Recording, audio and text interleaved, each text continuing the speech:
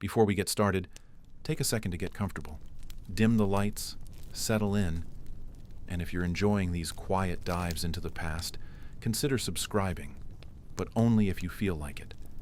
Maybe leave a comment with where you're watching from and what time it is.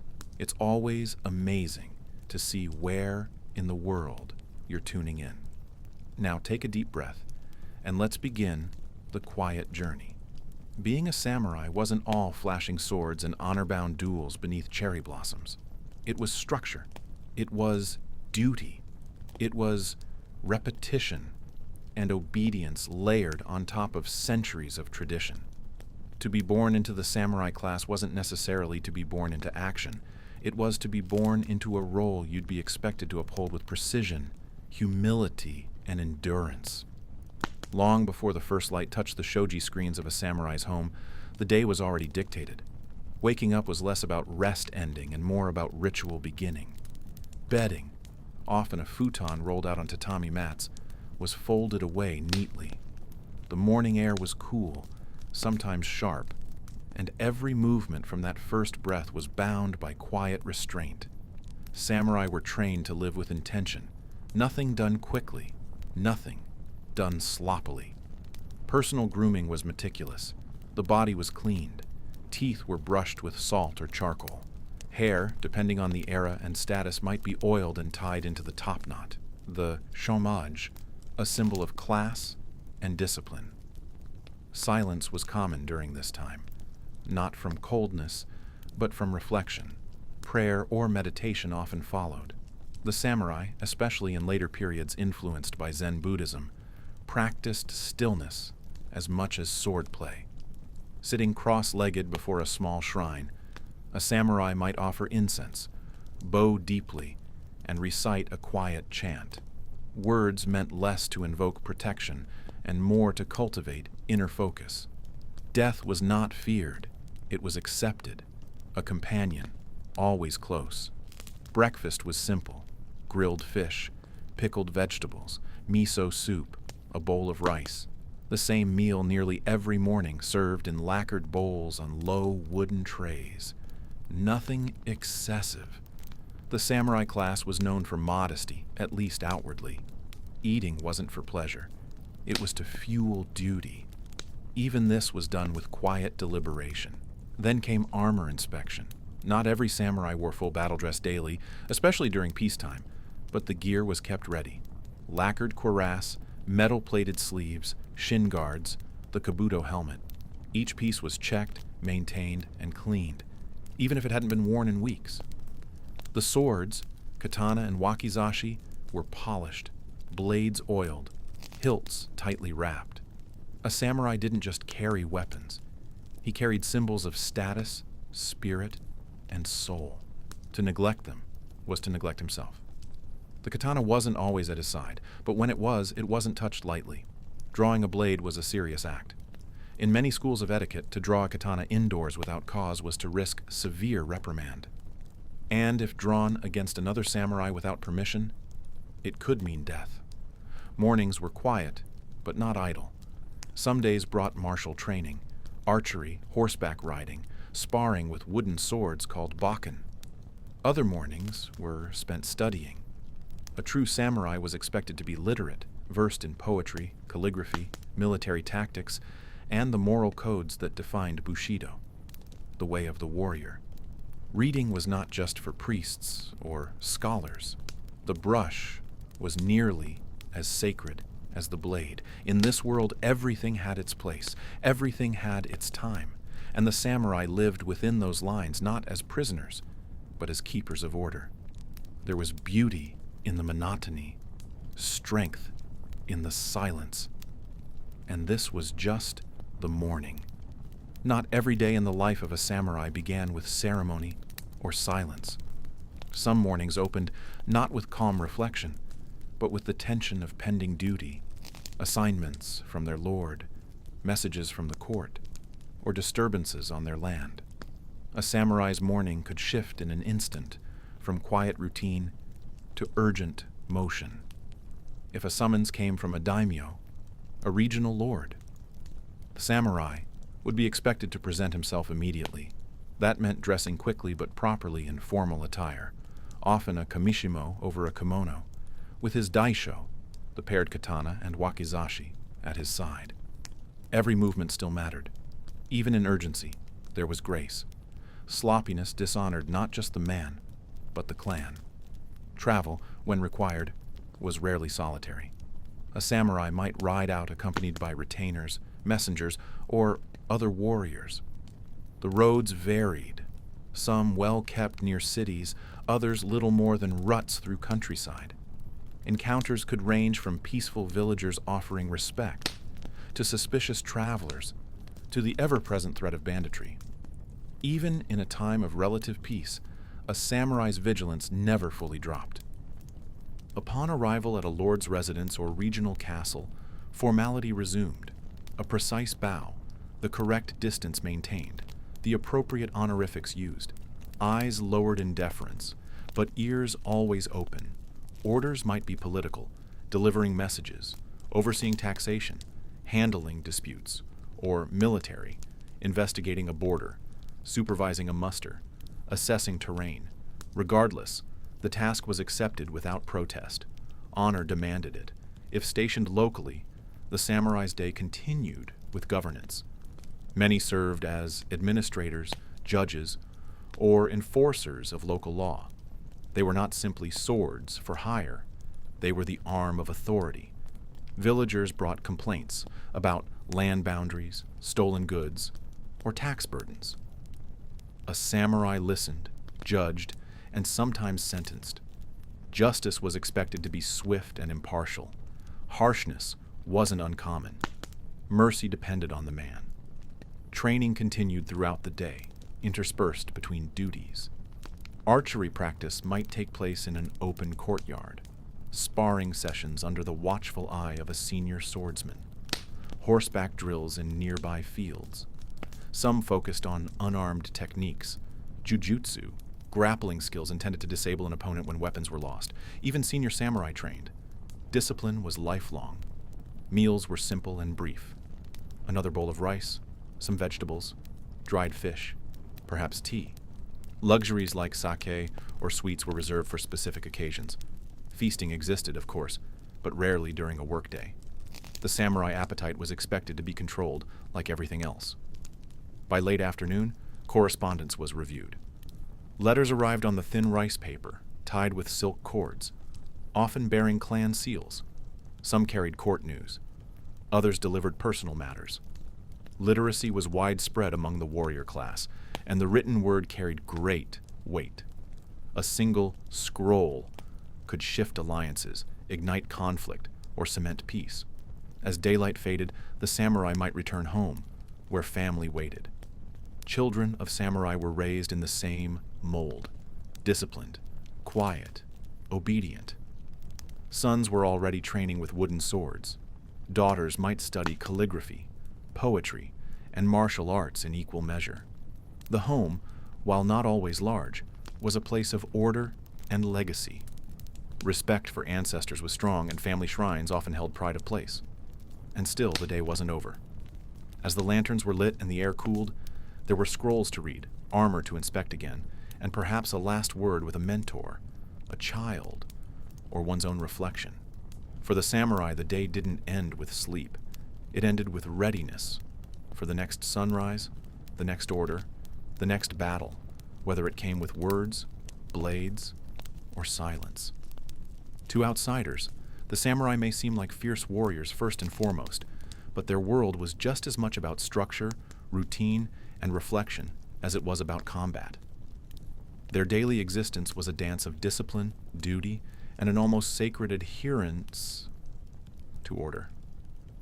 The image of a blade-wielding fighter, while partly true, only scratches the surface of what life was like for a samurai in feudal Japan. Their days began early, sometimes even before the birds stirred or the horizon took on its first golden hues. The air would be cool, thick with morning mist, and quiet save for the soft rustle of fabric as the samurai stirred from rest. Rising from thin futons laid out on tatami mats, he would not immediately reach for his sword or begin a series of martial drills. Instead, his first act was often one of stillness, seated meditation, conducted in silence. Eyes half closed, breath slow and steady. He worked to still the mind before the chaos of duty began. This moment of serenity wasn't a luxury or indulgence. It was a practice, a daily sharpening, not of steel, but of spirit. Following this mental preparation came the meticulous process of grooming and dressing. The samurai's topknot had to be tied precisely, a symbol of order and tradition. His kimono, layered properly and bound with exact care, reflected his inner state. Sloppiness in dress was not merely frowned upon, it was seen as a lapse in character. And then came the daisho, the soul of the samurai, the matched pair of blades, katana and wakizashi. These were inspected, polished, and worn with ceremony. Carrying them was not casual. It was a ritual, a sign of status, readiness, and identity. If he held land or had duties to a lord, his mourning might shift toward governance. The romanticized image of constant warfare doesn't hold up under the weight of daily life. Most samurai spent more time overseeing rice fields, adjudicating land disputes, collecting taxes, and managing the complex web of village life than drawing swords. But even these administrative duties were performed with the same rigorous training. Reading Confucian texts, copying Buddhist scriptures, and composing poetry were encouraged and expected. Literacy and intellect were not secondary skills. They were core components of the samurai ideal. Physical training, however, remained a fixture of the day. Whether sparring in a dusty courtyard, drawing endless strokes against a wooden post, or practicing mounted archery in the woods, a samurai never allowed his skills to dull. Training wasn't theatrical. It was methodical, often repetitive to the point of monotony. Strike, breathe, step, again and again. Mastery meant the blade moved as an extension of the body, reacting without hesitation. Drills could go on for hours, punctuated only by the briefest sips of water or whispered corrections from a sensei. Meals offered a brief respite, though even eating was an exercise in restraint. Bowls of rice, fermented vegetables, miso broth, and small portions of dried fish were consumed in silence. Conversation was minimal. Mindfulness extended into every bite. Waste was avoided. Appreciation was expected. Meals weren't social.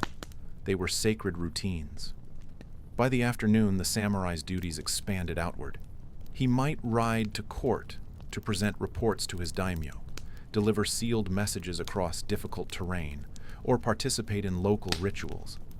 Temples were not uncommon stops either, for paying respects to ancestors or seeking spiritual clarity. Every interaction, every bow, every syllable spoken to peers or superiors followed a strict code. Hierarchy was not questioned. It was observed, upheld, and enforced through custom. As the sun began to fall, casting long shadows across the tatami floors, the tempo of the day slowed. At home, the samurai might turn to strategy games like Go or Shogi, further sharpening the mind. Candlelight flickered across paper walls. Journals were filled with careful reflections, some poetic, some pragmatic. Haiku captured fleeting moments. Personal notes recorded tactical insights or moral quandaries. The day would often end just as it began, with silence. Not idleness, but presence. The samurai's life wasn't a relentless bloodbath or an endless march to war. It was a life defined by ritual, by intention, and by the constant shaping of the self. Even in times of peace, they trained for death, not out of obsession, but out of readiness. Because when the next summons arrived, whether it be to serve, protect, or fall with dignity, the samurai would be prepared. He had been preparing every single day. The samurai's day didn't begin with combat or ritual. It began with order, stillness even. Before the first rays of sunlight slid across the shoji screens of his home, a samurai was already awake. Sitting perfectly upright in total silence, He meditated, not for relaxation, but to sharpen the mind. This quiet moment was meant to clear away distractions, to focus on discipline, duty, and death. A samurai was trained to think about death daily, not morbidly, but practically. Death wasn't something to be feared. It was to be accepted, prepared for, even welcomed if it meant honor. After meditation came the daily routine, which looked far less cinematic than popular depictions. Washing was done with cold water. Clothes were simple, layered robes tied with precision. Armor wasn't worn daily. It was heavy, clunky, and impractical for anything but battle. Instead, the samurai wore a kimono and carried his dosho, the pair of swords, long and short, that marked his status. These swords weren't just weapons. They were his soul. Even in his home, the longer sword was placed carefully within reach and never casually handled. Every motion around it was deliberate, almost sacred. Breakfast was often plain. A small bowl of rice, miso soup, maybe a pickled plum or a strip of dried fish. Food wasn't for pleasure, it was for function. Samurai were trained to endure hunger and fatigue. Eating too much was frowned upon, it dulled the senses. Meals were taken quietly, sometimes alone, sometimes with others of equal rank, but always with restraint. Conversation, if any, was minimal and respectful. The idea was to remain calm and balanced at all times. Then came duties. A samurai wasn't just a fighter. He was a retainer, a servant to his lord, and a manager of his estate. Many handled administrative work, overseeing rice harvests, managing accounts, settling disputes among peasants. Paperwork, not swordplay, often filled the hours. They were literate, expected to write reports in flowing calligraphy, and to read classic texts of philosophy, law, and strategy. The brush was nearly as important as the blade. Training still had its place, of course. Sword drills, archery practice, horse riding, all done with methodical repetition. A samurai didn't train to win a single duel. He trained so thoroughly that he could fight without thinking. His movements had to be instinctual, his reactions immediate. And this training never really ended. Even older samurai retired from battle would still walk the training grounds, perfecting their stances, correcting the young. Discipline was everything. Not in loud declarations or fiery speeches, but in the quiet precision of daily life. The way a door was opened, the way one bowed, the manner of speaking. Even emotions were controlled. Outbursts were signs of weakness. A samurai's strength was measured in composure. By midday, the sun was high, but the day was only half done. There were letters to write, visitors to receive, reports to prepare, and always, behind it all, the quiet hum of duty, not just to a lord, but to an ideal, to the code that bound them all together. This was the unseen side of the samurai, the life behind the armor, structured, quiet, disciplined, and above all, devoted, not to violence, but to a life shaped entirely by the weight of honor, order, and the inevitability of death. The castle grounds lay in deep quiet, still embraced by the soft blue-gray light of early morning. The silence was complete, broken only by the occasional distant rustle of wind in the trees or the faint shifting of guards changing post. Inside the main hall, where paper walls absorbed sound and shadow, the world outside was a ghost. Everything remained still. Yet, for a samurai, the day was already underway. It did not begin with swordplay or the heat of battle. It began with ritual. Waking was not lazy or slow. There was no grogginess, no lounging beneath warm blankets. Rising was deliberate, swift, and practiced. The futon was folded with military precision, corners aligned, creases smooth. The straw matting beneath was swept clean of even the smallest debris. The first act of the day was purification. Cold water was poured over the hands, the face, and often the chest. The chill stung, but that was the point. It snapped the mind into clarity. This was not mere hygiene. It was spiritual. A moment to wipe the mental slate clean, to ready the self. The samurai's path required cleanliness, inside and out. Discipline began at dawn. Dressing was a ceremony in itself. Every layer mattered. First came the undergarments, lightweight, breathable, simple. Then the kimono, wrapped left over right, tied snug with an obi. If the samurai had court duties, or was to be seen by his daimyo, he added the hakama, wide, pleated trousers that forced elegance into every step. Each piece required posture, awareness, presence. Then came the swords, never strapped on with haste, never without reverence. The katana was worn edge up, sheathed on the left side, the shorter wakizashi tucked into the belt. These were not simply tools of war. They were soul-bound instruments, symbols of identity and hierarchy.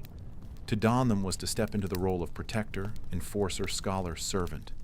Before leaving his quarters, the samurai would bow, not deeply, unless occasion demanded it, but with quiet intent, a nod to the space, to the ancestors, to the day, and whatever tests it might hold. Breakfast was not a time for luxury. The meal was modest, functional, a bowl of steamed rice, pickled vegetables, and if fortune allowed, a bit of grilled fish. No spices, no feasting.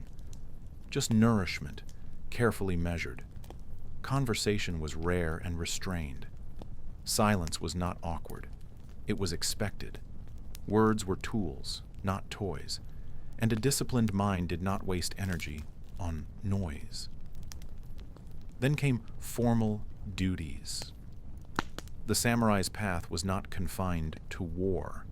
Depending on status and command, he might report to his superior, attend briefings, oversee retainers, or patrol the estate's borders. A junior samurai might spend the morning under an elder's guidance, studying the subtleties of etiquette, the finesse of sword handling, or the rigid logic of clan paperwork.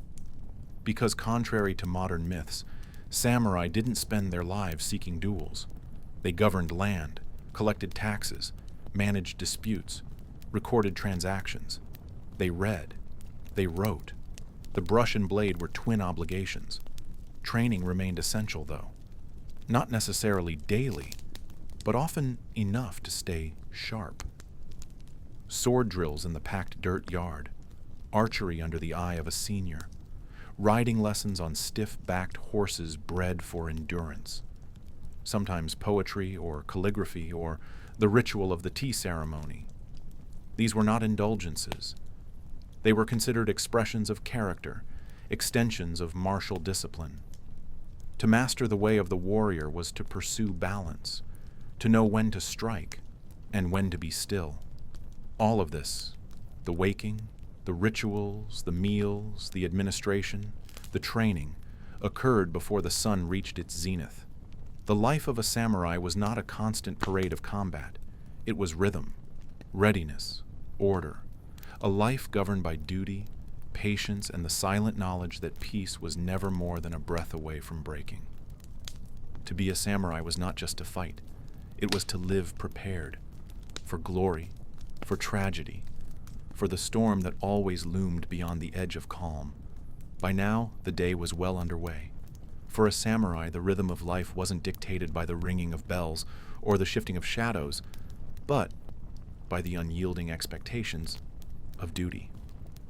Midday brought its own demands. This wasn't a time for rest. It was a time for service, for responsibility, and often for paperwork. Yes, the sword may have been a symbol, but a great deal of a samurai's life was spent behind a low desk, brush in hand. Samurai weren't just warriors. They were bureaucrats, land managers, record keepers, and sometimes even tutors. If they served under a daimyo, a feudal lord, part of their role was to manage estates, collect taxes, and oversee agricultural production. Rice, not gold, was the real currency of power. So while we might imagine a samurai polishing his blade in the midday sun, in truth, many were hunched over scrolls, tallying bushels of grain, or drafting reports on irrigation systems. The pen wasn't mightier than the sword, but it was just as necessary. Letters had to be written, often in painstaking calligraphy. This wasn't casual scribbling.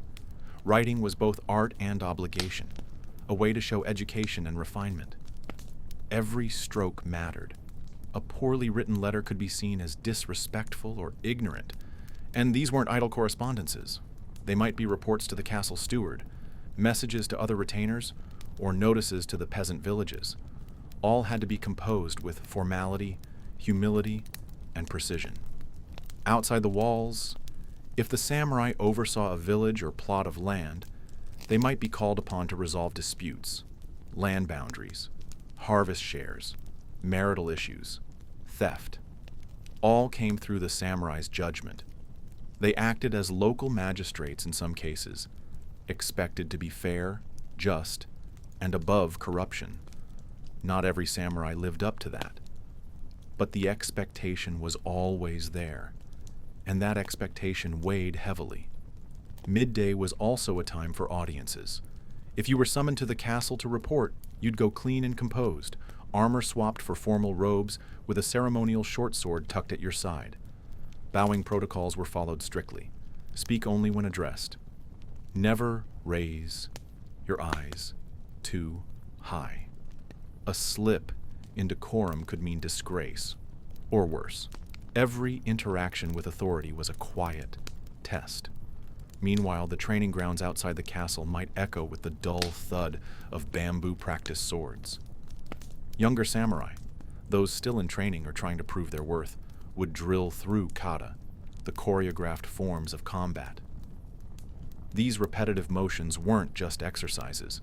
They were a way to bind the body to ritual, to learn through doing, over and over, until the body stopped thinking and just responded, until form became instinct.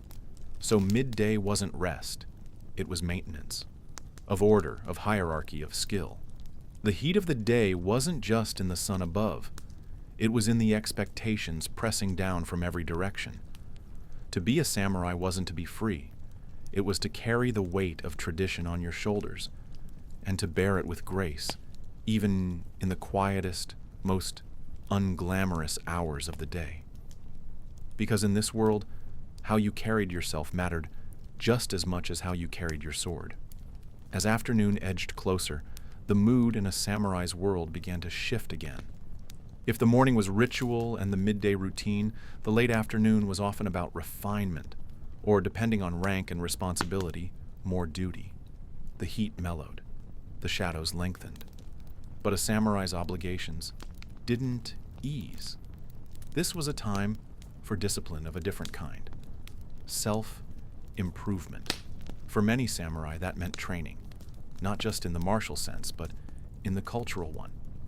A true samurai was expected to be not only a fighter, but a man of taste, of intellect, and of artistic sensitivity. That ideal, rooted in the Bushido code, emphasized that physical strength without wisdom was hollow. So the afternoon might be spent in a dojo, but just as often it could be inside a quiet study or a tea room. Some practiced calligraphy, not merely writing, but the balance of movement and breath in every stroke. Others painted or composed short poems called waka or haiku. Simplicity and nature were common themes, and the act of writing these wasn't mere relaxation, it was spiritual grounding. Even something as delicate as arranging flowers, ikebana, could be a form of meditative practice. Then there was the tea ceremony. Not everyone mastered it, but every samurai was at least expected to understand it.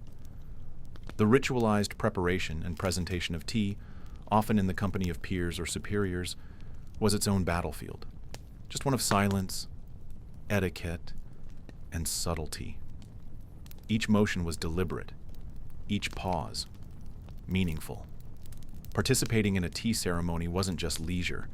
It was a way to show control, humility, and grace under pressure. For younger samurai, or those still working their way up the ranks, late afternoon could also be spent under the eye of a senior. Mentorship was informal, but powerful. A seasoned warrior might take time to pass down insights on swordsmanship on loyalty, on navigating the complex lattice of feudal politics. These conversations were rarely direct. Lessons were wrapped in metaphor, in quiet stories from past campaigns, and small corrections during sparring. Occasionally, a samurai might walk the perimeter of the estate, or visit the outskirts of the village he protected, not as patrol, but as presence, letting himself be seen, showing face, observing the pace of peasant life. This too was part of duty. Leadership didn't always come from shouting orders. Sometimes it came from a quiet nod, a calm gaze, a reputation for fairness. A man who served with dignity didn't need to raise his voice to command respect.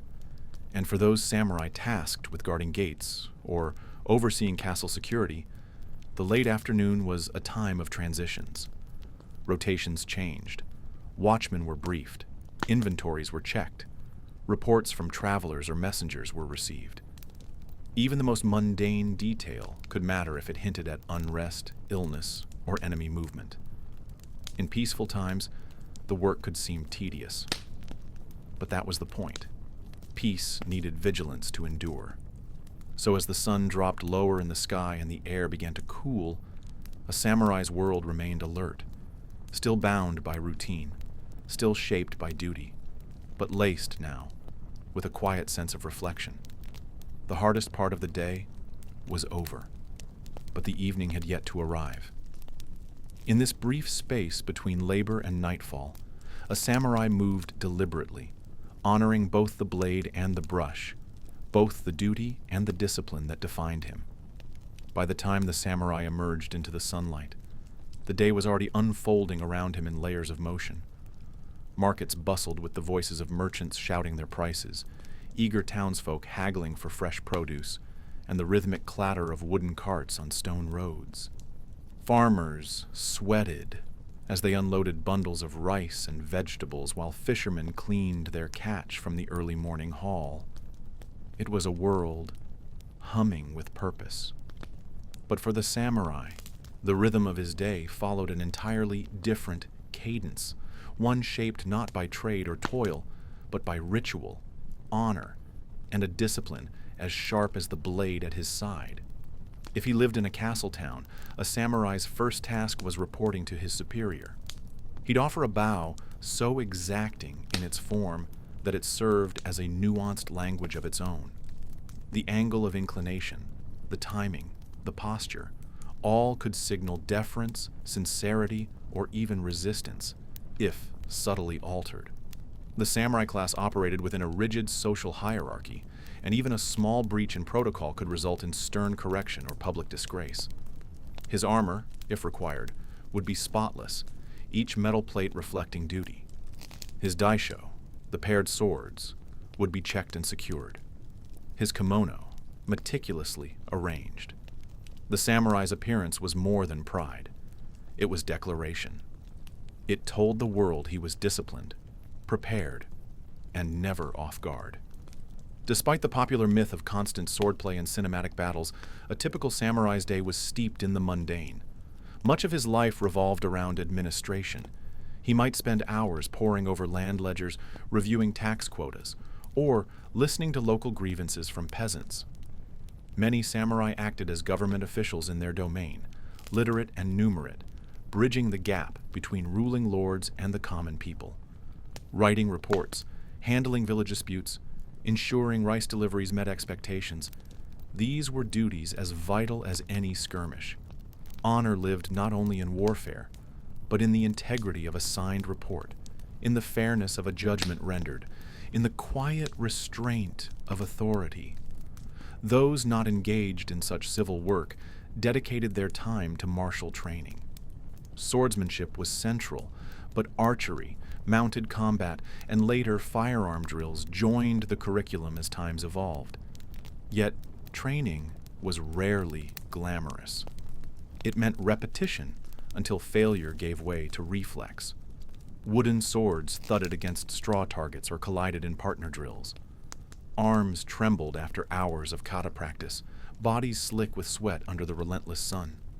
Injuries were common: split knuckles, bruised shins, twisted joints. The pain was uncelebrated, but it was expected. Mastery demanded submission to routine. And when the sword was sheathed, the samurai turned inward. Intellectual cultivation mattered.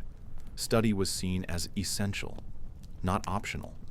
He might read the Chinese classics or delve into strategy texts. He might pen a poem, reflect on Zen teachings, or analyze the philosophies of Confucius. This education wasn't ornamental. It sharpened judgment, refined communication, and prepared him to lead with wisdom. In peaceful eras, these skills often mattered more than physical prowess. A sharp mind could hold a clan together. A dull one could tear it apart.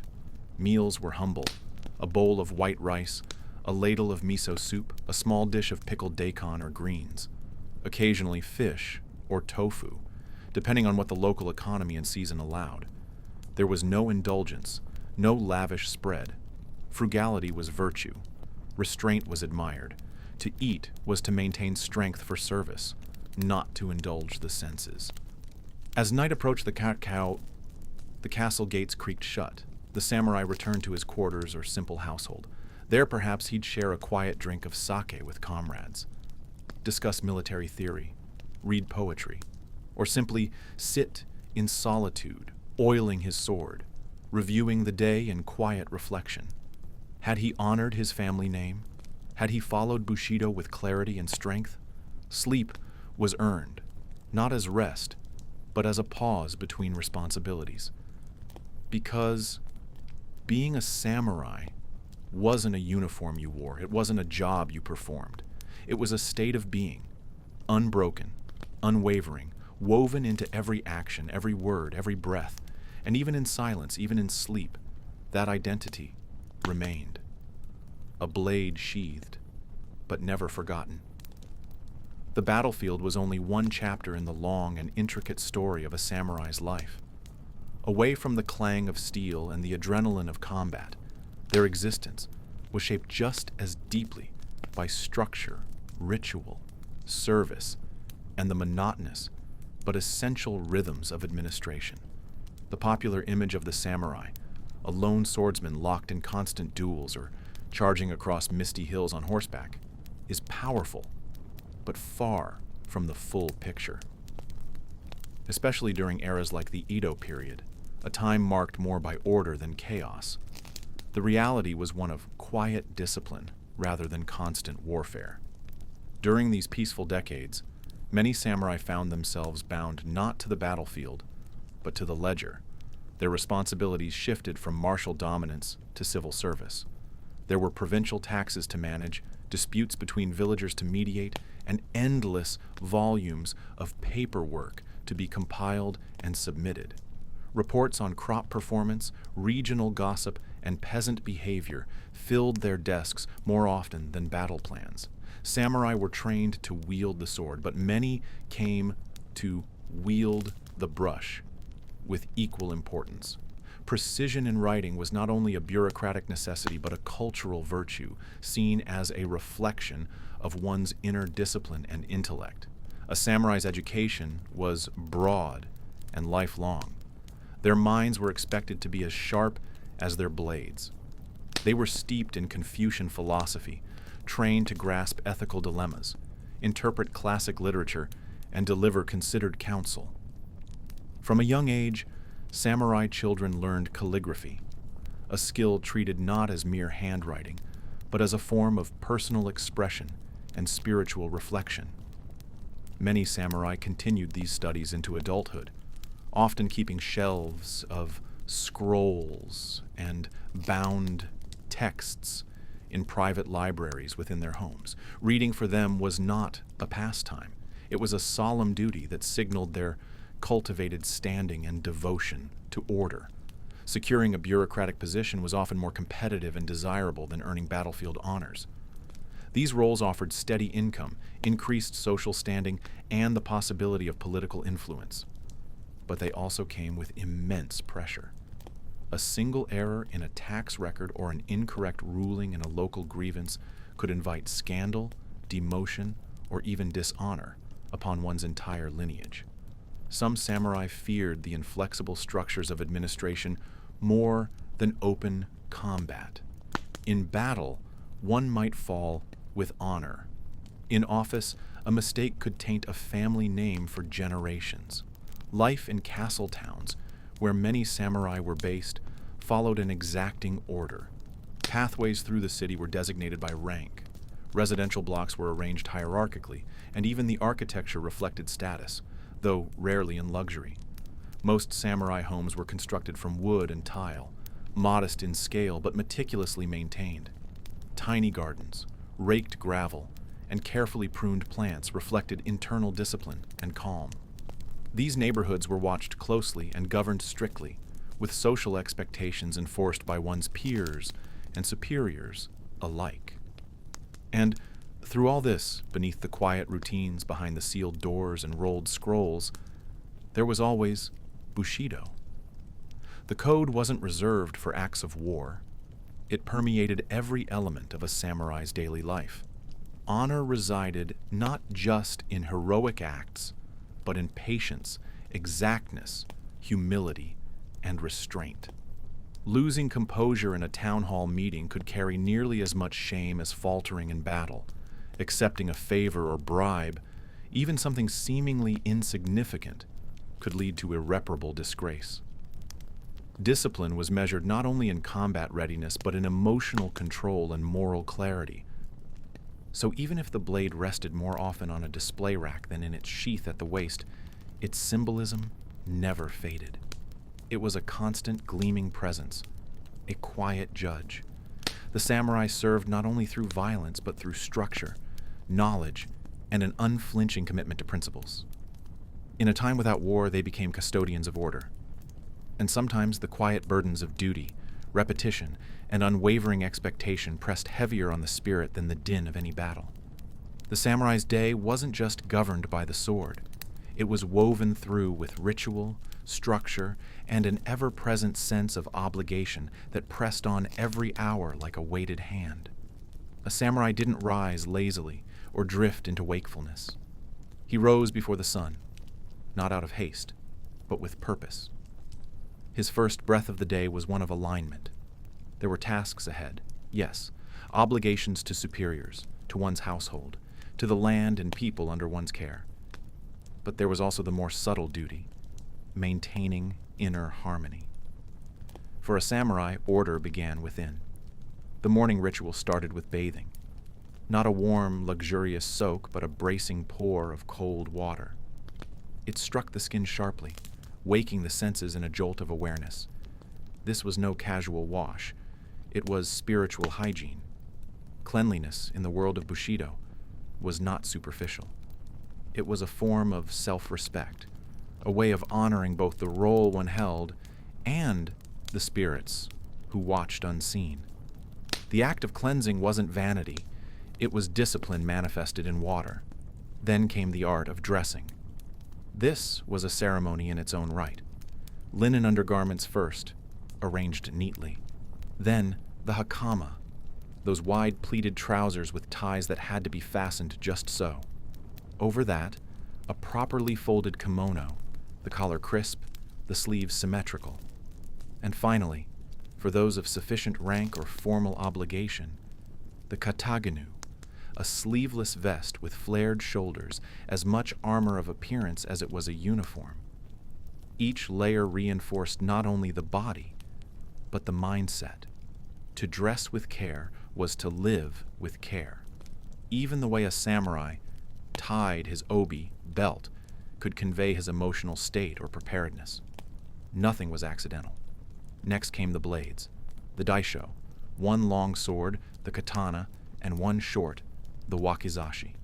Together, they were a declaration. A warrior did not wear his soul lightly. The swords were girded with reverence, a slight bow to each, a silent acknowledgement. These were not mere tools. They were legacy, symbol, and line in the sand. Their placement on the body followed ritual. Edge up, handle facing a precise direction. Their presence was not for display. It was a vow. If the samurai was in service to a daimyo, he would present himself at the lord's residence for morning inspection. Clean armor, polished fittings, blades pristine, boots aligned, garments free of dirt or wrinkles. The Lord might not inspect every detail personally, but that didn't matter. The standard wasn't for the audience. It was for the self. A samurai embodied discipline. Anything less was a crack in the code. Meals came next, and though simple, they were never mindless. Rice steamed perfectly. Miso soup served hot but not scalding. Pickled vegetables for bite. Occasionally grilled fish or preserved plum, depending on season and rank. You ate in stillness. No gulping. No idle chatter. 2 hands to the bowl, one for the dish, one for the chopsticks, was a sign of presence. A reminder that even sustenance deserved focus. Wastefulness was dishonorable. Even a grain of rice left uneaten spoke poorly of you. After nourishment, if no immediate summons called him away, the samurai turned inward again, this time through study. Books, scrolls, letters, and poetry.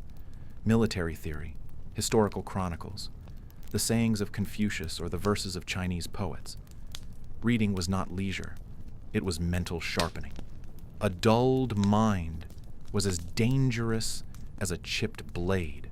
You studied the movements of great battles, the fall of kingdoms, the speeches of leaders, the fates of the honorable and the doomed. Wisdom didn't arrive by accident. And all of this before midday. A routine rooted in discipline, not rigidity. A rhythm that trained not just the hands and eyes, but the spirit. Being a samurai was not an achievement. It was a commitment, renewed every morning in cold water, in folded cloth, in silence, in steel.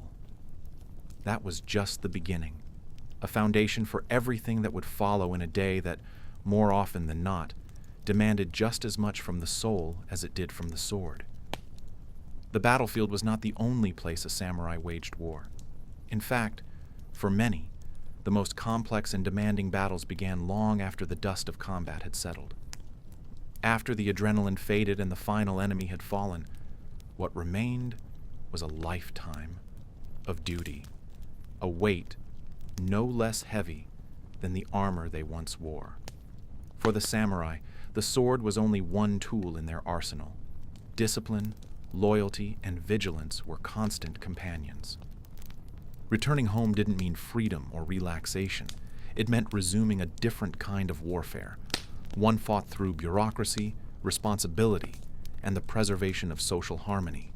The samurai, upon stepping back into their domain, re-entered a rigid hierarchy of order and expectation.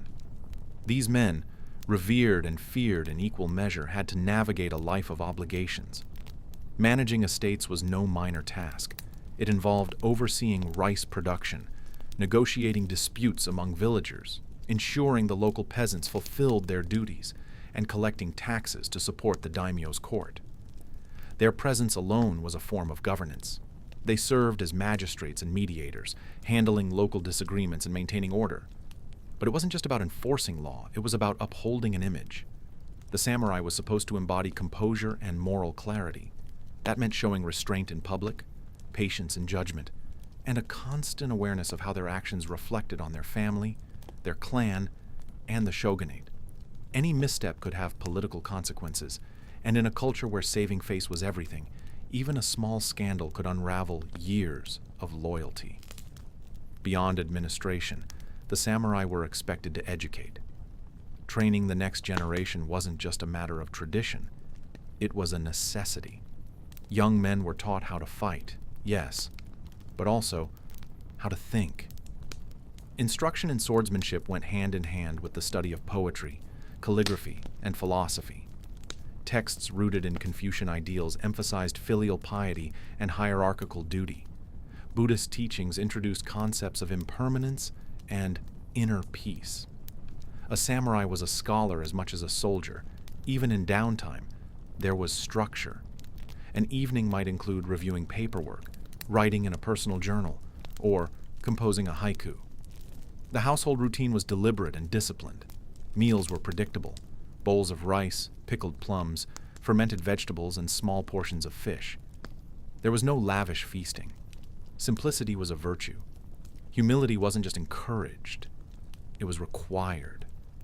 If they had time, They might walk the grounds of their home, reflect by a koi pond, or sip green tea prepared with ritual precision. These moments of reflection offered a fragile peace. But even then, the sword stayed near. The katana, symbol of the samurai's soul, was never far from reach. Sleep came in short stretches, interrupted by thoughts of duty, of possible threats, of the next summons. Shame and honor hovered like twin specters. Every action, no matter how mundane, was measured. A delayed response to a message, a public mistake, even an unintentional insult could call a samurai's loyalty into question. And when honor was threatened, the consequences could be irreversible. For some, the answer was exile. For others, it was the silent ritual of seppuku, death by one's own hand to restore family honor. This wasn't just a way of life. It was a constant test of endurance, restraint, and purpose. The samurai existed in a world where everything, from the way they bowed to the ink they used for correspondence, had meaning.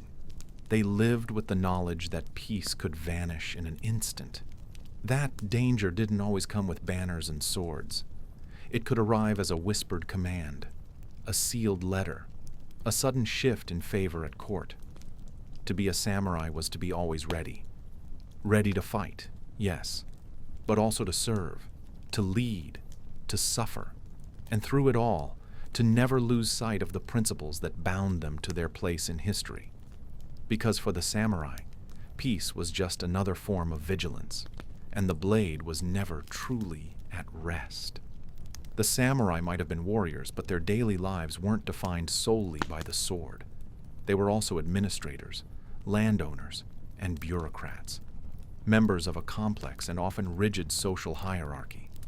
By the Edo period especially, many samurai had transitioned away from battlefields and into the world of paperwork. They served as the ruling class, but not always in the way you'd expect.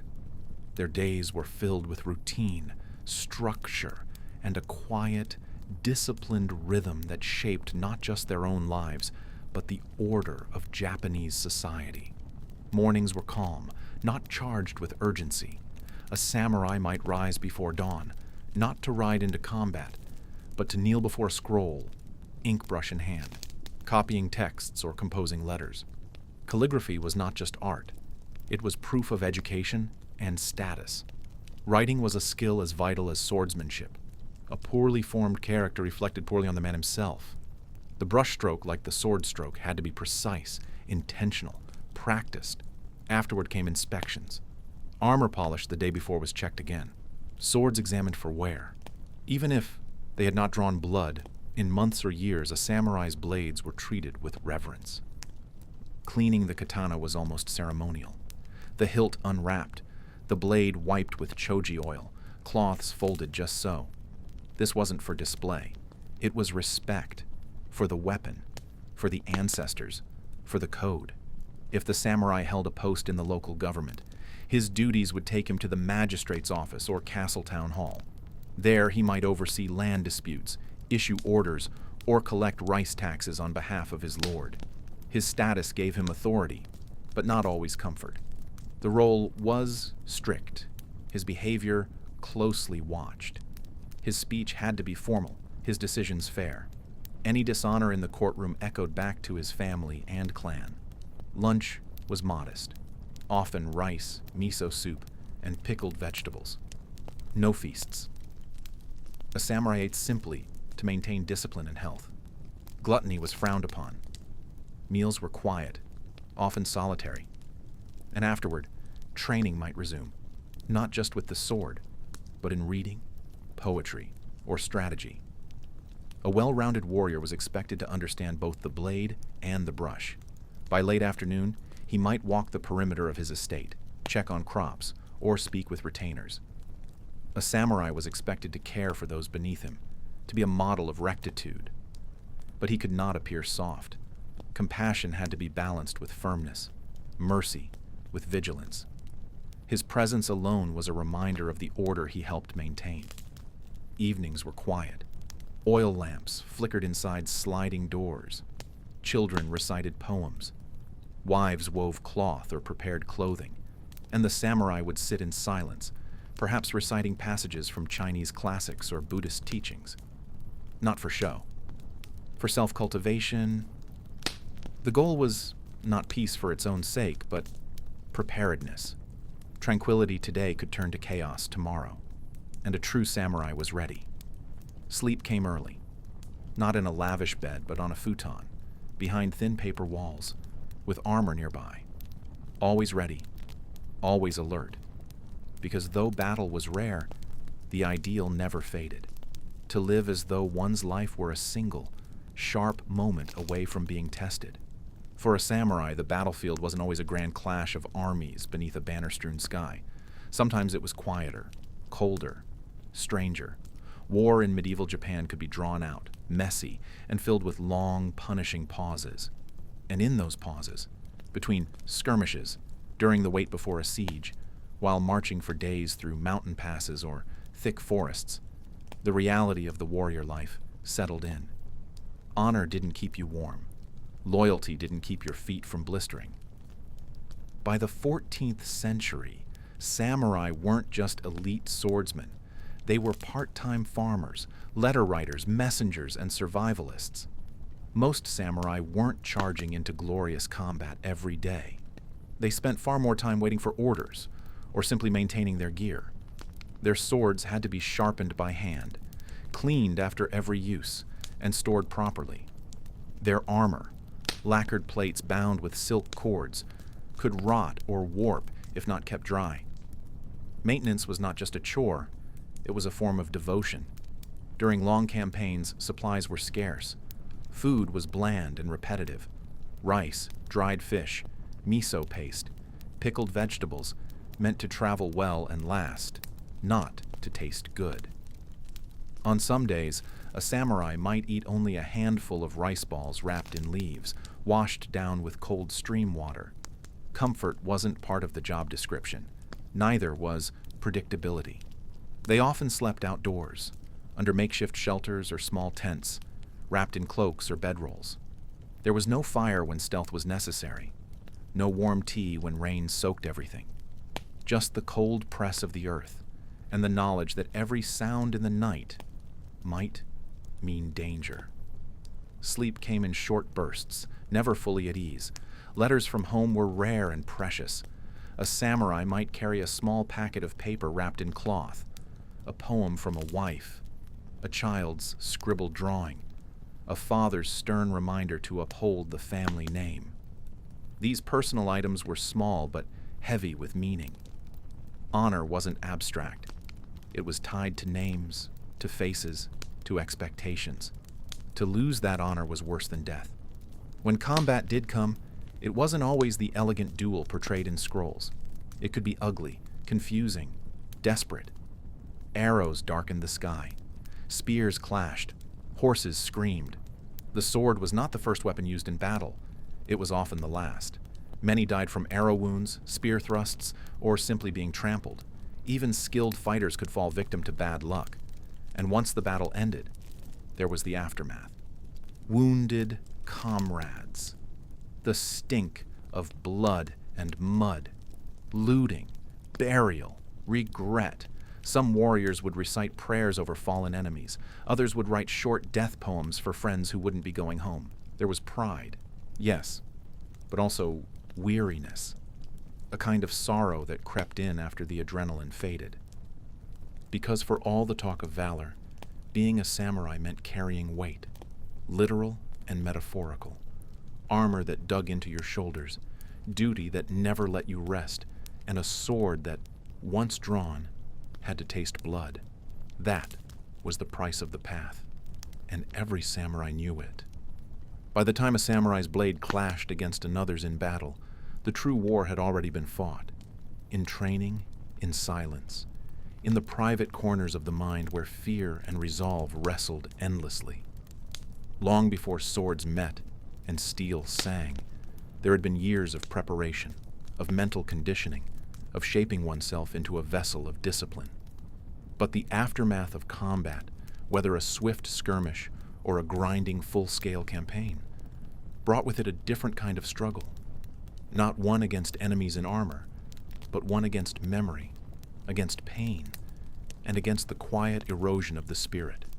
Victory, though revered and praised in song and record, wasn't always the triumphant return it appeared to be. The battlefield left marks far beyond flesh. A samurai who returned from war didn't simply slip back into daily life as though nothing had shifted. He came back, altered, haunted, sometimes solemn, always, and inevitably changed in ways even he couldn't always articulate. Armor once spotless returned home dented and misshapen, stained with sweat, caked in layers of mud, and sometimes still carrying the dried blood of both enemy and ally. Swords chipped or dulled by hard strikes and parries were painstakingly restored, often in silence, each nick and imperfection telling a story no one wished to repeat, but no one could forget. Injuries, of course, were ever present. They were borne quietly. To complain was dishonorable. To limp, to wince, to groan under one's breath. These were seen as cracks in the polished mask of discipline that defined the samurai class. But that didn't make the pain any less real. Bones cracked, muscles tore, wounds, hastily tended on the field, festered in the humid summer air or stiffened like frozen bark during harsh winters. Medical attention was often basic: herbal salves, poultices of crushed leaves and roots, and the simple art of binding. Pain was not a condition to be eliminated. It was a condition to live with, a companion. And then there was the grief. Those who lost comrades bore a quieter, deeper burden. The bonds between samurai were not just professional. They were forged in countless shared nights on the road, during long marches through unfamiliar terrain, in moments of silent watch beside a flickering fire. When a brother in arms fell, there was often no grand funeral, no pageantry, sometimes only a shallow grave dug with shaking hands, or a simple burned offering left to the wind. Grief, like injury, was expected to be endured in silence. Samurai were taught to channel sorrow into reflection, to capture emotion in the brevity of poetry, to honor the dead with ritual, restraint, and stillness. Even after the swords were sheathed, the expectations endured. Samurai were not permitted to unravel, not in public, not at home, not even in private if they could help it. Their lords demanded strength, their retainers mirrored their composure, and their families relied on their unshakable presence. Society saw them as living embodiments of discipline, and so they walked upright, even when their steps were pained. They bowed deeply, even if their backs ached from old wounds. They wore serenity like armor, even when sorrow simmered just beneath the surface.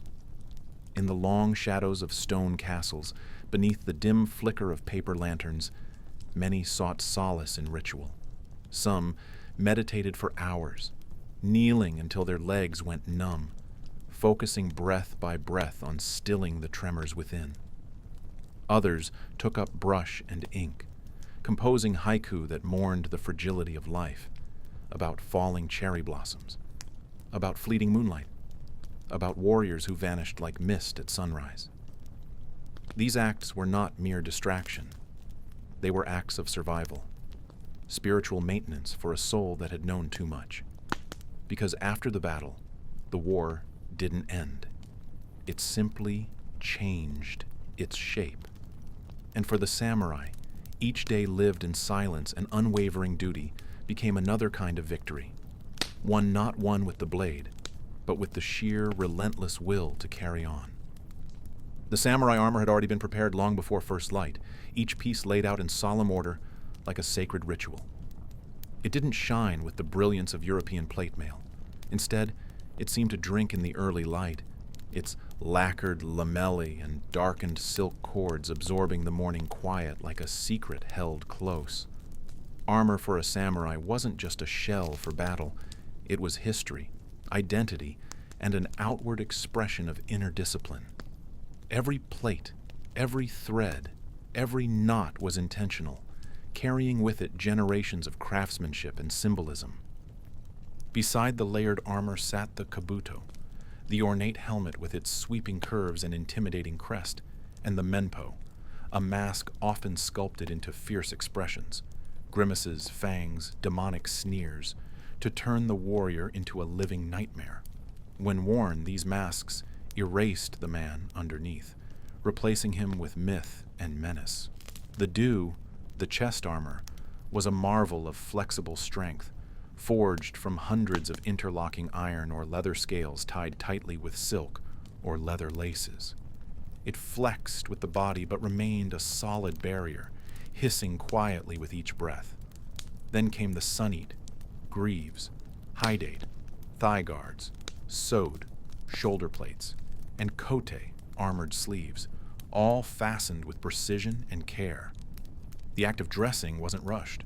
It took time. It took help. Often an attendant or fellow warrior assisted, tying cords, adjusting fit, ensuring nothing was loose. The ritual had a rhythm, and beneath that rhythm was tension. A heavy stillness, thick with the knowledge of what the armor was preparing for. This wasn't just protection, it was transformation. And as the layers were bound, the man beneath them began to fade into the role he had trained his whole life to fulfill. Fully suited, a samurai didn't move with the clanking awkwardness of a walking tank. He moved with grace, the armor distributing weight with cunning balance. It allowed for sudden bursts of speed, fluid strikes, and long engagements. Still, it was a burden. After hours, muscles burned. The heat became stifling. Every step dragged slightly under the weight, not just of the iron, but of legacy, honor, and the responsibility that came with wearing such a suit. Weapons followed. The daisho, the twin swords, were revered objects. The katana, long and curved, its edge like a whisper of death, was carried with silent pride. The wakizashi, shorter but no less deadly, remained ever present, worn even while sleeping. These swords were not simply tools of war, they were embodiments of the samurai's soul. They were forged with ritual, passed down with reverence, and drawn only with purpose. To unsheathe them casually would dishonor their legacy. To use them recklessly would defile their spirit. Some samurai, especially those trained in the earlier periods, were just as proficient with the yumi, the longbow, or the naginata and yari, polearms built for reach and leverage. These weapons required different tactics, but all demanded discipline. Still, no matter what the battlefield favored, the sword was sacred, central to identity, never far from hand or heart. As battle neared, time slowed. There was no shouting, no chaos in preparation, just silence, breath control, ritual, a quiet moment before blood. Some meditated. Others recited ancestral prayers or quietly mouthed Buddhist sutras. A few just closed their eyes and listened, to the wind, to the rustle of armor, to the memory of battles past. In that moment, death was no longer abstract. It was waiting, close enough to smell. And yet, it wasn't feared. It was accepted. A companion, a boundary that might be crossed or might not. To take that first step into combat wasn't about glory. It was about alignment. Everything the samurai stood for, courage, serenity, discipline, loyalty, had to manifest in posture, in breath, in the tilt of the blade. Their enemy would study every detail. The way a warrior held himself, the way he moved, these were as telling as any tactic. And when combat began, it wasn't madness. It was distilled focus, a brutal elegance. Every swing, every dodge, every step was calculated. There was no room for hesitation, only movement, only intent. In that fleeting clash, the samurai didn't just fight. He became something sharpened, something more than human. In that crucible, the armor ceased to be mere defense. It became memory, mantle, burden, and purpose. It reminded the warrior not just of who he was, but of everything he would never return to once he crossed into the fire of war. By the time a samurai reached his mid-30s, assuming he survived that long. His life was a mix of exhaustion, repetition, and rigid decorum. The energy of youth had faded, replaced by calculated movements, internal discipline, and the low hum of chronic fatigue. If he served a lord, he would likely now hold some middling bureaucratic post or oversee a handful of junior retainers. His days began earlier than ever and ended in silence, not celebration. Contrary to the stories of endless duels and heroic clashes, most samurai spent more time writing than fighting. Reports had to be filed, rice yields tracked, disputes mediated between farmers. A samurai with poor penmanship was at a real disadvantage. Literacy was a weapon of its own, wielded not in combat, but in the eyes of superiors. He still trained, of course. The blade could not be allowed to dull.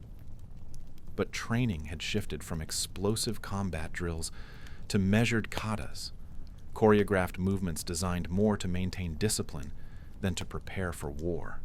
His body remembered the old strength, though now it ached after each session, the joints stiffening like wood left too long in the rain. By now, he would have witnessed death not in epic battles, but in small, forgettable ways, illness, accidents, or suicides carried out with grim precision.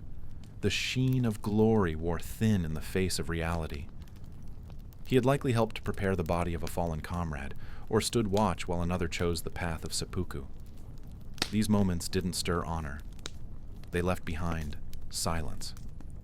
He may have had a wife by this point, likely chosen through arrangement rather than romance, and perhaps a few children. But family life was never his primary concern. Duty always came first. Children were raised by servants and tutors steeped in the same doctrine he once absorbed. Affection was rare. Discipline was constant. The household echoed with order, not laughter, and looming over everything was uncertainty. Peace could not be trusted to last. Lords were always rising or falling. Alliances shifted like wind-blown leaves.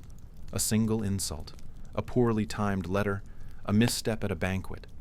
Any of these could destroy a career or end a life. So he walked carefully, bowed deeply, and held his tongue when it ached to speak. This was not a man clinging to his sword in dreams of battle. This was a man trying to stay upright in a world that demanded grace while offering no softness. There was no retirement plan, no warm sunset. There was only today, and the hope that tomorrow would not demand his blood.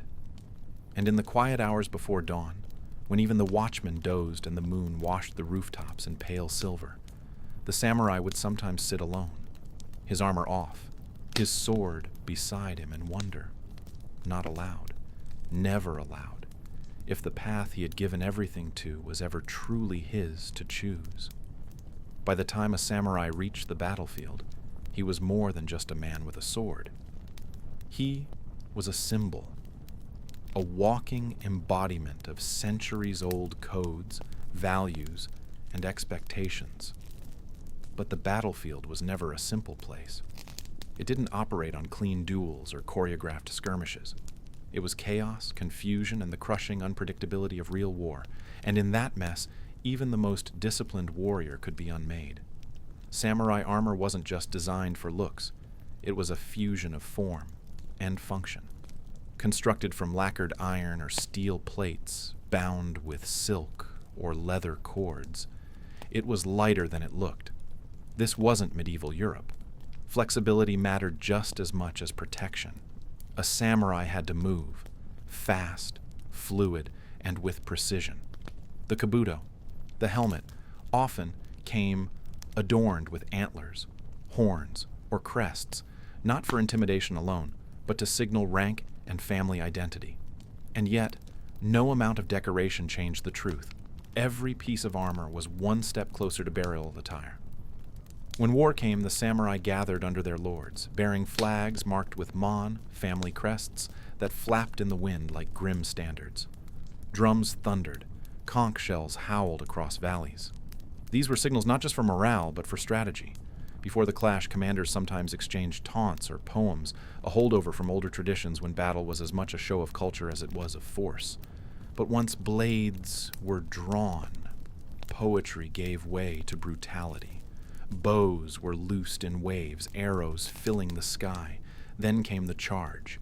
Mounted samurai with long spears tore through infantry lines. Foot soldiers, ashigaru, moved in tight formations, flanking and overwhelming with sheer numbers. The samurai, expected to fight with skill and honor, often found themselves surrounded in the melee, forced to choose between tactical retreat or a futile last stand. Killing wasn't glamorous. It was exhausting. It was dirty. Blood slicked the grass. The weight of armor soaked with sweat and gore made movement harder with every passing minute. And still, they fought, because to falter, to hesitate, was to invite death, not just of the body, but of the name, the family, the legacy. Shame was its own kind of execution. Victories were rare and costly. The aftermath was quiet, eerie. The field, once alive with movement and screams, became still. Survivors stumbled through bodies searching for wounded comrades, or finishing off the dying. Heads were taken not out of cruelty, but proof of who killed whom, proof of honor earned. The battlefield wasn't a place of triumph. It was a ledger. It tallied what you lost, who you became, and whether your story was worth telling. And for the samurai who made it through, the silence afterward was almost worse than the battle itself, because surviving meant remembering, and memory, in this world, was a weight all its own. By the time a samurai entered battle, they were already carrying the weight of centuries-old tradition and expectation. But it wasn't just the physical armor or the sharp blade that defined them. It was the mental preparation, the inner discipline, the emotional calculus that preceded every step into war. Part 18 draws back the curtain on what it meant to truly go into battle as a samurai. Not the polished version told in legends, but the brutal, quiet, often chaotic reality. Before any sword was unsheathed, before any order was barked, there was waiting, a lot of it. Standing in formation under the sun or soaked by the rain, shoulders aching from the weight of armor, eyes squinting toward distant hills where an enemy might or might not appear. The moments before battle were long and stretched thin. Sometimes it took hours, sometimes days. And during that time there was no music, no speeches, just the sound of wind, distant birds, maybe the snort of a horse, and always the beat of your own heart, steady or not. A samurai would check his gear repeatedly, not out of nervousness, but necessity. A frayed strap on the back of the do, the cuirass, could cost him his life. A loose fitting on the kabuto, helmet, could blind him mid-charge. The katana wasn't always the main weapon. On the battlefield, it was often the yumi, the longbow, or the yari, the spear, that did the heavy work. The katana was personal, precise, and often reserved for close combat, or finishing blows. Still, each piece was inspected with obsessive care, not just because it was a matter of survival, but because it was a reflection of self. When the command finally came, when the first drums echoed across the field or the signal flags snapped in the air, everything changed instantly. The stillness broke into fury. Men shouted, horses pounded the ground, dust exploded into the sky, arrows hissed like angry insects, and suddenly you were running, or riding, or charging forward with your comrades shouting around you, blades drawn. What had been quiet moments ago was now an earthquake of motion and sound. But here's the thing. For all the discipline and drills, battle rarely went to plan. Lines broke. Orders were misheard. Mud swallowed your sandals. You might stumble on a corpse you didn't see. Your armor pinched your neck as you turned. Your opponent didn't fight the way you trained. Maybe he was stronger. Maybe he was desperate. Maybe he had nothing to lose. In that chaos, the code of Bushido, the samurai's moral compass, was both a guide and a burden. Honor dictated that you fight bravely, but not foolishly. that you defend your lord, even at the cost of your life, but not recklessly waste it. You were expected to maintain dignity, even as you gutted a man or tried to keep your own insides from spilling into the mud. The line between courage and madness blurred quickly in real combat. And when the dust finally settled, when the final clash echoed into silence and the battlefield emptied, you didn't cheer. There was no celebration, only exhaustion, maybe guilt, maybe relief, maybe the slow realization that you were still alive when others weren't. You looked down at your armor, cracked and filthy, and wondered how many more times you could do this. That was battle for the samurai, not the slow-motion duel in a cherry blossom grove, but the noise, the dust, the weight, and the silence that came after. A storm outside and a storm within. Nightfall in feudal Japan came with a hush, soft winds weaving through wooden corridors, the slow groan of temple bells in the distance, and the faint rustle of bamboo outside castle walls. For the samurai, the day didn't end with the setting sun. It simply shifted shape. And while the armor was stored and the sword was sheathed, the discipline remained. Evenings were not idle. A samurai's twilight hours were often spent in the study or the dojo. Literacy and scholarly learning were not afterthoughts. They were essential parts of being a complete warrior. In contrast to the European knight who might view reading as a luxury or even a distraction from martial life, the samurai considered it a necessity. You couldn't understand strategy without understanding history. You couldn't advise a lord without reading law.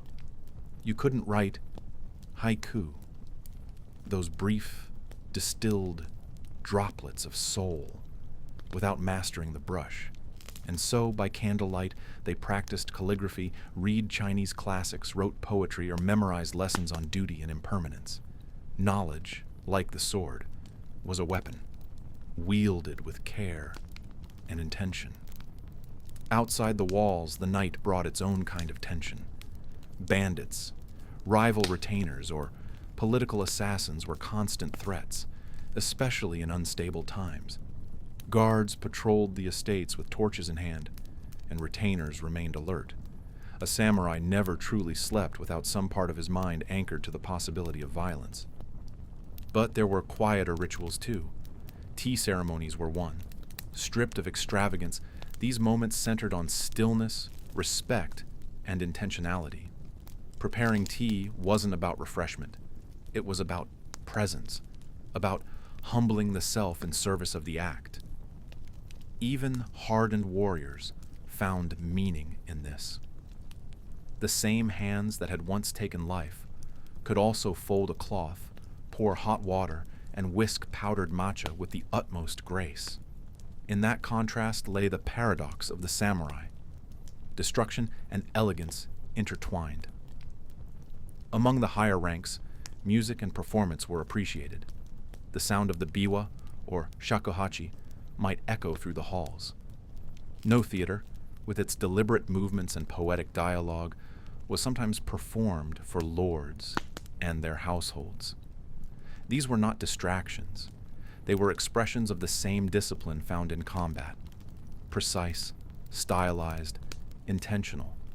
As the fire in the brazier dimmed and the night deepened, some samurai might kneel in meditation, practicing zazen, eyes half closed, breath slow, thoughts settling like leaves drifting to the bottom of a still pond.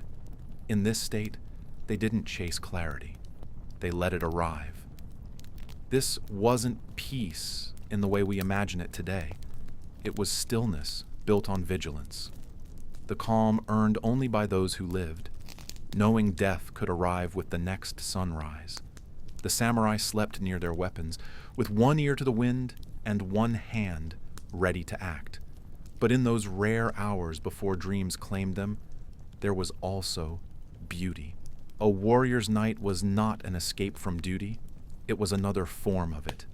By the time a samurai reached the twilight of his career, the battles and campaigns that once defined his youth had given way to a life of routine, administration, and reflection. But make no mistake, his days were still shaped by obligation. The notion of retirement didn't truly exist in the way we understand it today. Even when he laid down his weapons, a samurai was still bound by duty to his lord, his household, his name, and the ever-watchful eyes of society. Older samurai were often entrusted with mentoring the next generation, sons, students, or young retainers. Training didn't stop at swordplay. They passed down stories of combat, strategies learned the hard way, and the etiquette of both war and peace. Teaching was as much about shaping the heart as sharpening the blade. A samurai might recount a single battle in painstaking detail, not to glorify the kill, but to emphasize patience, control, or the consequence of a single misjudged move. Land management became a central responsibility. As stewards of estates or small territories, aging samurai were expected to oversee rice production, resolve local disputes, and ensure taxes were collected for their daimyo. This wasn't seen as menial work. It was an extension of the warrior's code. Running a household, managing people, protecting livelihoods. These were forms of governance and, in their eyes, battles of a different kind. The sword was replaced with paperwork, and the battlefield with bureaucracy. With age also came ritual. An older samurai might devote more time to spiritual practices, daily meditation, visits to Shinto shrines, studying Zen Buddhism. Death had always been near, but now it wasn't a distant possibility. It was a certainty. Preparing for it became part of life. Some began composing their death poems, short verses written with clarity and serenity, meant to be read after their passing. Others planned their funerals, selected the clothes they'd be buried in, or built their own memorial stones. In this stage of life, controlling how you left the world was just as important as how you lived in it. Still, peace didn't always find them. Old grudges could linger, injuries from past duels might flare up, or an unresolved offense could draw them into one final confrontation. But if a samurai was lucky, he aged with his sword sheathed, his legacy intact, and his name spoken with quiet respect. This was the slow winding down of the samurai's path. A journey from fiery youth to hardened veteran, from battlefield to tatami mat, from violence to wisdom.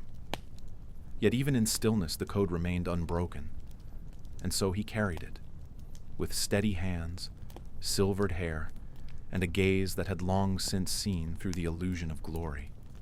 The sun had begun its descent, casting long shadows over the rice fields and tiled rooftops, and with it came the quietest hours of a samurai's day. After the rituals of training and the obligations of duty, the evenings were reserved for something less spoken about, but deeply essential: study. Contrary to modern perceptions of the samurai as mere warriors, the educated samurai of the Edo period were expected to cultivate their minds as diligently as their swordsmanship. And so, in the dim amber light of paper lanterns, many turned not to swords but to scrolls. A samurai's residence, modest or grand, often had a dedicated space for reading and writing. It might be a simple tatami room with inkstone, brush, and low writing table. Here, he would unroll a scroll of Confucian philosophy, a collection of Chinese poetry, or perhaps documents of local governance. There was a strong emphasis on moral development, especially in the teachings of Zhu Xi, which stressed loyalty, righteousness, and self-discipline, ideals mirrored in Bushido, the way of the warrior. This evening study was not idle pastime. In many clans, especially during the long peace of the Tokugawa shogunate, intellectual ability could elevate a samurai's status. Writing reports, interpreting law, conducting correspondence, all required clarity of thought and expression. Some samurai even became full-time scholars, advising lords, managing bureaucracies, or teaching in hand schools. Education became a form of armor, shielding one's honor with knowledge just as a katana did with steel. And there was etiquette to this, as with everything else in a samurai's life. A poorly written letter could be a source of embarrassment. A sloppy calligraphic hand was not just a personal failing, but a mark against one's household. The care with which a samurai handled his writing tools mirrored the reverence he had for his blades. His sword defined his presence in public. His words defined his legacy in private. But not all was so formal. Some evenings saw poems penned in solitude, haiku describing the moonlight on a lacquered teacup or the sound of bamboo rustling in the wind. Others might reflect on the teachings of Yamaga Soko or study tactical treatises like the Heiho Kadensho. There was often a gentle silence to this time, broken only by the soft scratch of brush on paper and the distant calls of insects in the garden. This life of balance between warrior and scholar, between steel and ink, was at the heart of what it meant to be samurai. In these quiet twilight hours, seated cross-legged before an open scroll, the samurai wasn't preparing for battle, but for something just as demanding: the endless refinement of the self. The samurai may have been defined by their swords, but the clashing of steel was only a fraction of their existence. The bulk of their lives unfolded not in the rush of combat, but in the long, slow shadows of discipline, duty, and silence. Theirs was a life rooted in structure and restraint, spent just as much in scroll-covered offices or quiet training yards as on chaotic battlefields. War was a possibility, but not a constant. In the stretches of peace, which often lasted months or years, a samurai's world slowed to a deliberate crawl. Mornings began before the sun cleared the horizon. Servants padded in with soft feet, sliding open rice paper screens to let in the thin, pale light. The air was cool and hushed. Dressing was not rushed. It was a ritual. Even without spectators, each layer of kimono was arranged with care. Sashes tied in precise fashion, colors coordinated according to occasion or rank, and always the katana, fastened not for battle but as a symbol. It was a piece of the self, a presence more than a tool. Those with posts or appointments moved through days of quiet governance. They reviewed tax ledgers, mediated land disputes, or coordinated patrols to enforce the rule of law. Samurai weren't just fighters. They were the spine of the administrative machine. Educated, literate, and entrusted with authority, they translated imperial edicts, recorded census data, and issued local judgments. They maintained peace, not only with swords, but with paper and ink. For those without immediate duties, the focus shifted inward. Training continued, not with urgency, but with intent. Sword drills repeated the same motions hundreds of times. Precision over power. Archery practice took place in open courts or shaded glades, each shot spaced out with reverent pauses. The bowstrings creak, the whistle of the arrow.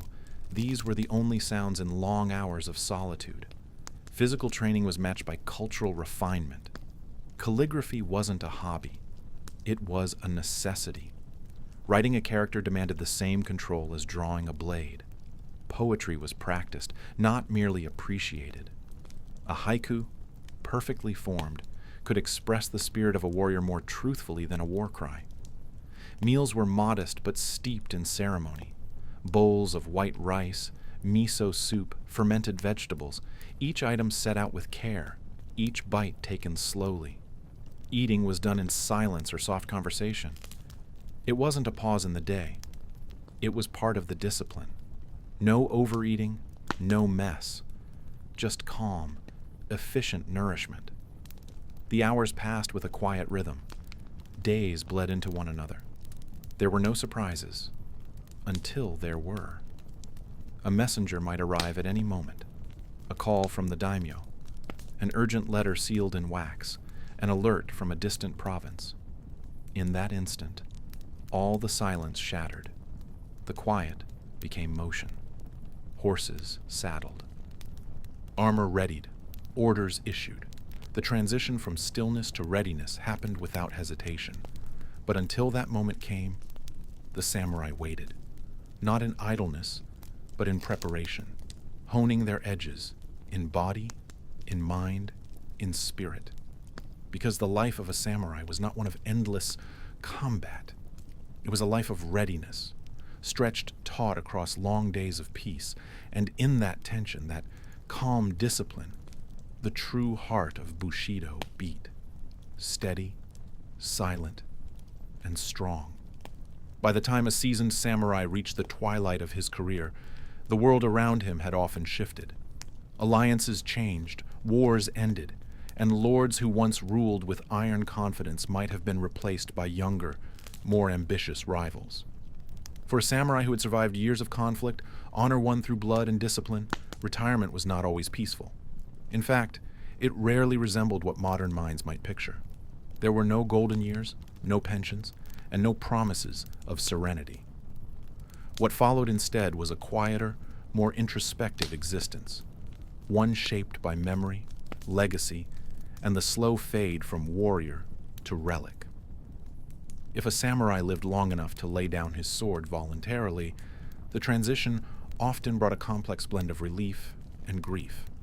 The absence of daily drills, the silence in place of battle cries, the lightness of walking without armor, it could feel like a release or a void. Many took to Buddhist practice, seeking solace in meditation and scripture.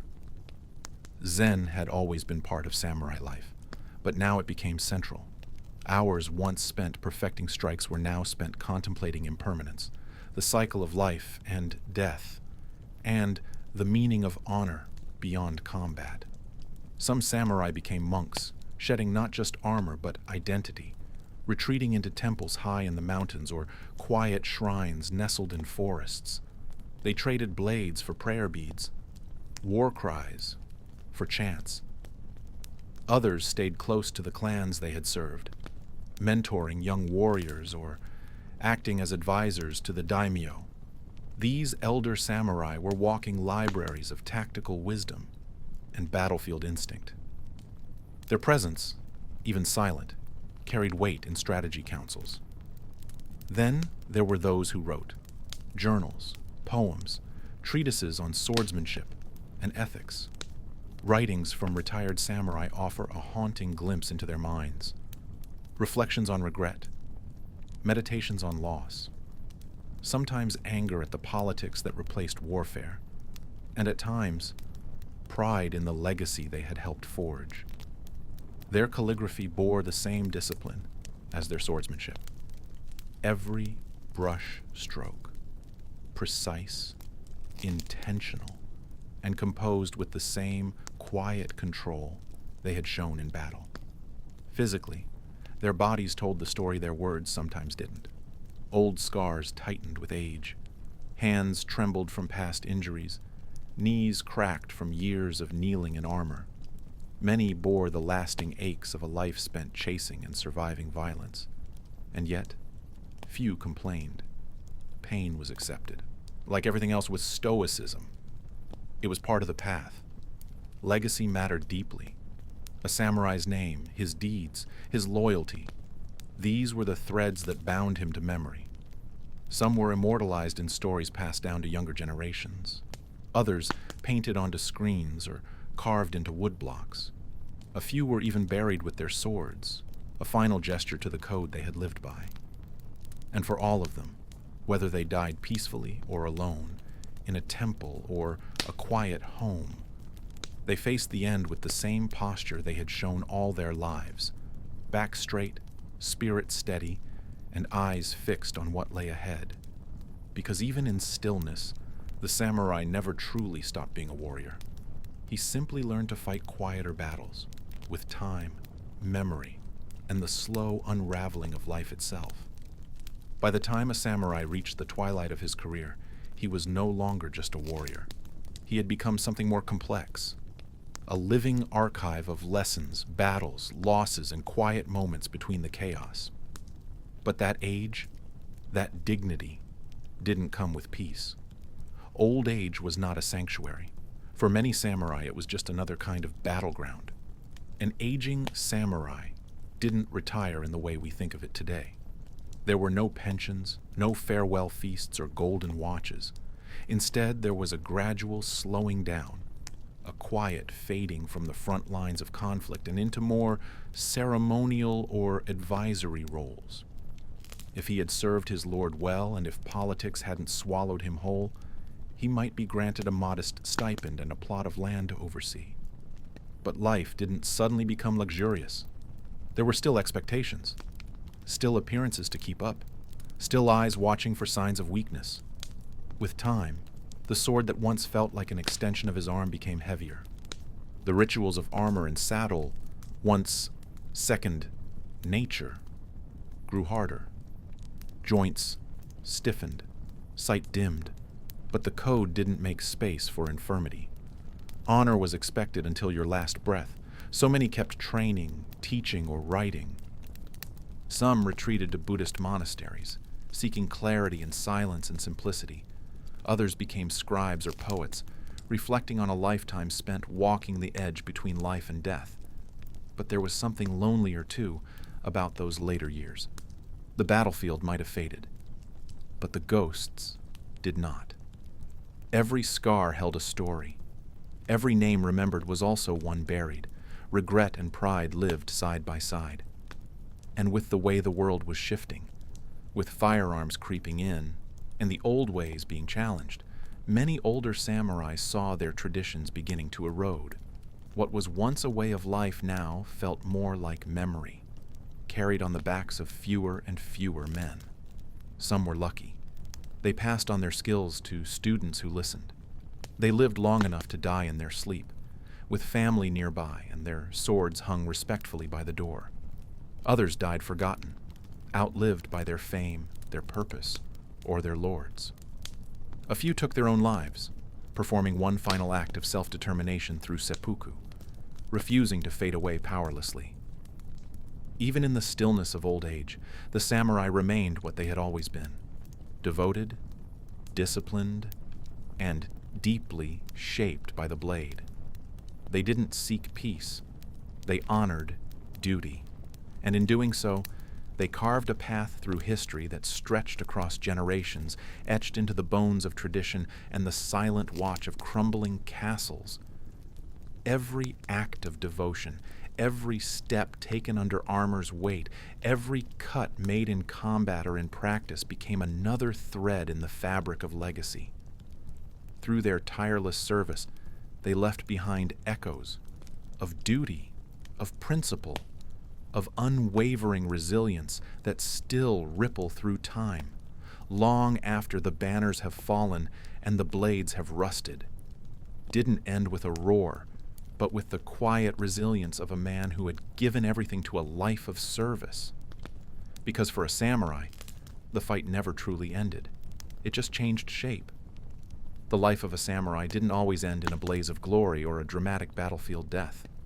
For many, the final chapters were quieter, lonelier, and filled with the kind of reflection only time and age allow. After years of loyal service, years spent defending lords, enforcing justice, and living by the strict code of Bushido, there came a day when the sword was no longer needed. No more summons to court. No more war banners on the horizon, just the steady, unfamiliar rhythm of normal days. Some samurai retired to the countryside. These were the fortunate ones, those who had served with distinction, been granted stipends, or received small parcels of land in reward for their loyalty. In these rural retreats, surrounded by rice paddies and cedar forests, they found a new kind of peace. They traded their swords for plows, their armor for robes, and their war chants for quiet mornings. They taught young boys the art of kendo with wooden swords, shared lessons in discipline and restraint, and sipped hot tea while the autumn leaves drifted gently across stone paths. The rituals they had once used to prepare for combat found new forms: calligraphy, poetry, the calm strokes of ink across paper. Precision and discipline remained, but the battlefield had changed. Yet not all had such endings. When lords were overthrown or domains dissolved, samurai could be cast adrift. These masterless warriors, ronin, became figures of both pity and fear. Without a lord to serve, many struggled to find purpose. Some sold their swords for hire, offering protection or vengeance. Others, bitter and desperate, drifted into criminal circles. A few, unable to live with the shame of losing their status, chose death by seppuku, ritual suicide, as their final act of agency and honor. And then there were those who simply vanished into the background, their names forgotten, their glories faded. They grew old in small, dusty homes, their armor rusting in the corners, their swords wrapped in cloth and stowed away like memories too painful to revisit. They limped through markets unnoticed, watched the seasons change from the same wooden porches where they waited for orders that never came. The battlefield had once roared with their courage, but time wore away at their legends like rain on stone. What did they think in those final years? When the crowds had dispersed and their comrades had turned to ash, did they question the years of obedience, the friends lost to arrows and steel, the blood spilled in cold dawns and rainy evenings? Did they wonder if their sacrifices shaped anything lasting, or if they were just small pieces in the endless game of power and war? Or maybe they made peace with not knowing. Maybe the very act of wondering, of reflecting, was enough. Because the samurai's life was never just about battle. It was a path, a pursuit of an ideal that reached beyond swords and strategy. A life rooted in discipline, duty, clarity, and self-control. Those values didn't vanish when the fighting stopped. They lived on in quiet gestures, the sweep of a broom across a wooden floor, the silent bow before a meal, the stillness of a single candle flickering against paper walls. And when the final breath came, there was no parade, no fanfare, no poetry carved into stone, only silence, the soft rustle of wind through pine needles, the hush of a winter snow settling on a forgotten gravestone. That, too, was part of the legacy. The way of the warrior ended not with cheers or glory, but with stillness. And in that stillness, perhaps, the truest honor remained.